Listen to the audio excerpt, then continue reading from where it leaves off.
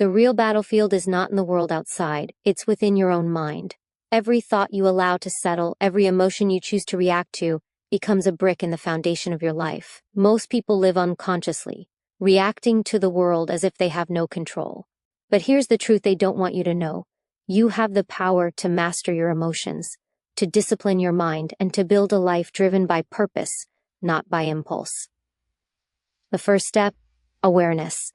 Until you can observe your thoughts without judgment, they will control you. Every time you catch yourself overthinking, doubting, or fearing something that hasn't even happened, you are being controlled by a story your mind created, not by reality. The secret begins when you stop believing every thought as truth. Not everything you think is real. Learn to separate the noise from the signal. That's when you begin to gain control, not over others, but over the most chaotic force in your life, your own inner dialogue. Most people wake up and immediately surrender to their emotions. They grab their phone, see something upsetting, and now their entire mood is hijacked by someone else's agenda. That's not living, that's mental slavery.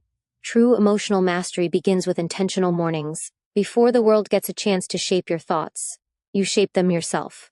The mind is like wet cement in the morning. Whatever you press into it will harden and stay with you. So instead of starting your day in chaos, start it in stillness. Train your mind like a warrior trains his sword, carefully, deliberately, and daily. Sit in silence. Breathe. Observe your emotions like clouds passing through the sky, not storms that must be chased. The moment you stop giving your emotions instant power over your reactions, you start gaining your life back. This isn't about suppression, it's about transformation. You don't fight your emotions, you rewire your response to them. Emotions are powerful, but they are not permanent. They are messengers, not masters. Anger doesn't mean act. Sadness doesn't mean surrender. Anxiety doesn't mean avoid. When you truly understand this, you unlock a level of mental freedom most people never touch. The problem is, society teaches us to numb, distract, or explode. We're taught to scroll when we're sad, to argue when we're hurt, to escape when we're overwhelmed. But what if you just sat with the emotion? What if you faced it, asked it what it's here to teach, and listened? Emotions lose their grip when they're not fed. You don't need to destroy them to win. You need to outlast them. Because emotions, like waves, rise and fall. The more you resist, the more they crash. But the more you accept, the more they flow. And in that flow, you find your center. You find your power. You find the version of yourself that doesn't just survive chaos, but commands it. Your mind is not your enemy. It's just untrained. Like a wild horse, it runs wherever it wants, dragging you through memories of the past or fears of the future. But with practice, that horse can become your greatest ally. The secret is not to control every thought. You can't. But to stop being controlled by every thought. Meditation, reflection, journaling, these are not luxuries. They are necessities for mental dominance. When you don't pause to question your thoughts, you end up living a life built on assumptions, insecurities, and illusions. But the moment you become the observer, not the slave of your mind, everything changes. You no longer get triggered by insults, shaken by rejection, or broken by failure. Because you understand one thing, you are not your thoughts. You are the awareness behind them. That awareness is your true power, and once awakened, it can't be taken. Most people fear their emotions because they never learned how to decode them. They label anger as bad, sadness as weakness, and vulnerability as danger. But the truth is, emotions are feedback, not flaws. Anger can reveal a boundary crossed. Sadness can uncover a need unmet. Fear can signal growth nearby. But when you suppress these emotions instead of listening to them, they don't disappear, they distort. Suppressed emotions manifest as stress, anxiety, burnout, or even physical illness. The real strength lies in sitting with the discomfort, decoding its message, and then choosing your response with intention. You're not weak for feeling. You're wise when you understand what those feelings are trying to teach you. And when you stop labeling your emotions as enemies, you start turning them into allies. That shift alone can transform your entire emotional world from chaos into clarity. One of the greatest illusions is the belief that circumstances must change for peace to begin. But peace isn't the absence of problems, it's the presence of power within. That power comes when you stop reacting and start responding. Reactions are impulsive, emotional, and often regrettable. Responses are calculated, conscious, and calm. This shift from reaction to response is the cornerstone of emotional intelligence. Imagine facing the same problem tomorrow, but instead of panic, you approach it with poise. That's not magic. It's mindset. You've trained your inner world to remain unshaken, no matter how turbulent the outer world becomes. And the more you practice this inner stillness, the more bulletproof your emotional life becomes. It doesn't mean you don't feel. It means you feel deeply and act wisely. That is real control. That is true power. You don't conquer your emotions by being stronger than them.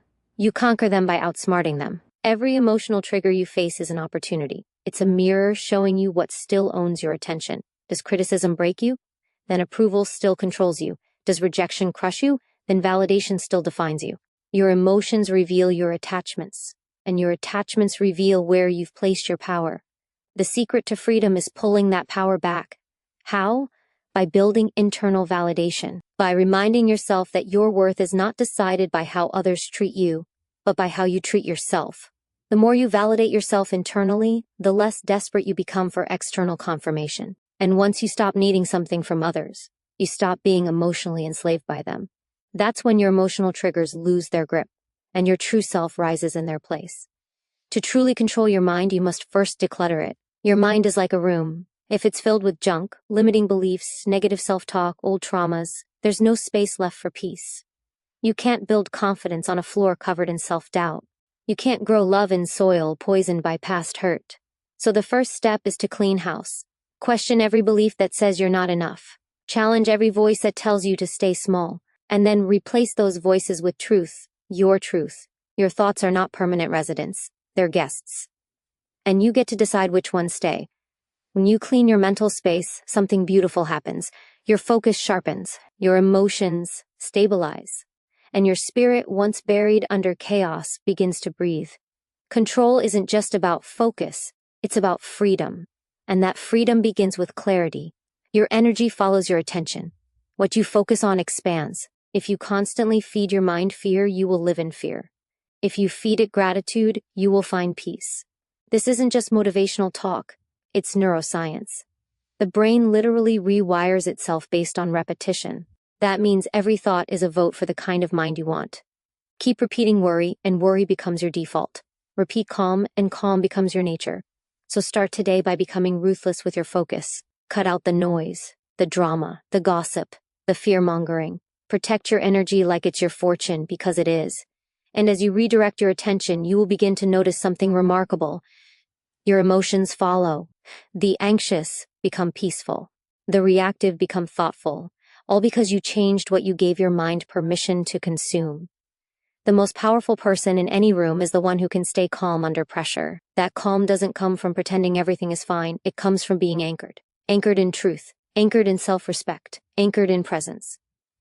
You see, the world will always test you. People will provoke, plans will fall apart, life will get messy. But none of that defines you.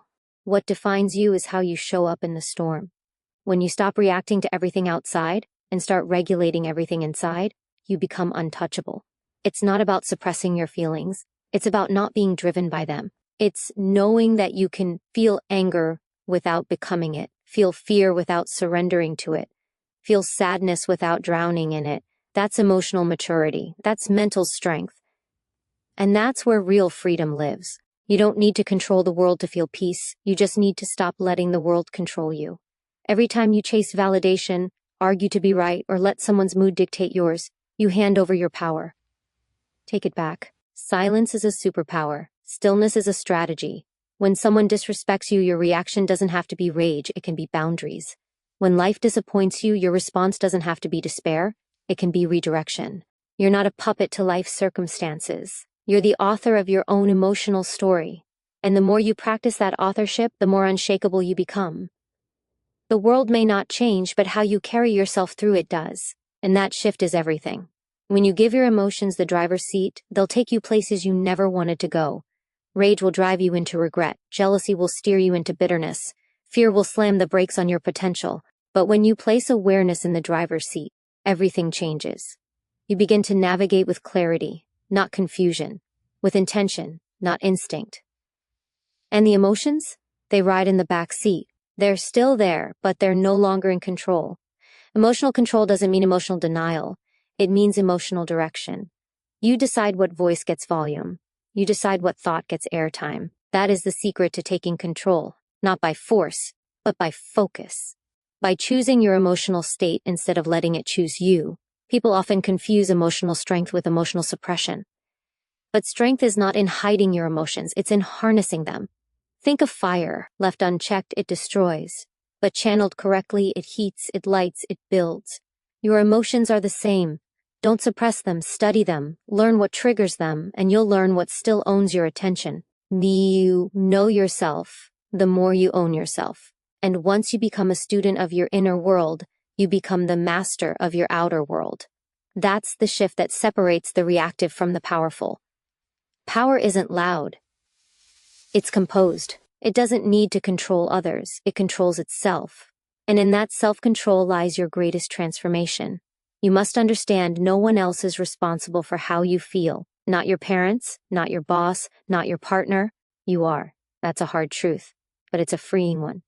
Because once you accept that, you no longer wait for others to change for you to be okay. You take ownership, you build tools, you find practices, you create space. You understand that every trigger is your teacher, and every emotional reaction is an invitation to heal, to grow, to evolve. Stop blaming. Start building. That shift from victimhood to ownership is where emotional mastery is born. You can't control the rain, but you can build a roof. You can't stop life's chaos, but you can build your calm within it. The mind is like a garden. If you don't plant flowers, weeds will grow. If you don't intentionally think thoughts of strength, worth, peace, and purpose, your mind will default to fear, doubt, and distraction. Don't let it grow wild. Take time each day to water your mind with wisdom. Speak life to yourself when no one else does. Guard your gates, what you read, watch, hear, and say. These become the seeds, and the harvest, your emotional state. You want peace? Then plant peace. You want strength? Then feed your mind strength. Don't expect to feel in control when your inner world is fed chaos. The secret isn't complicated. It's consistent, small daily choices, quiet moments of discipline. These are the bricks that build mental and emotional control. Not loud, not flashy, but unstoppable.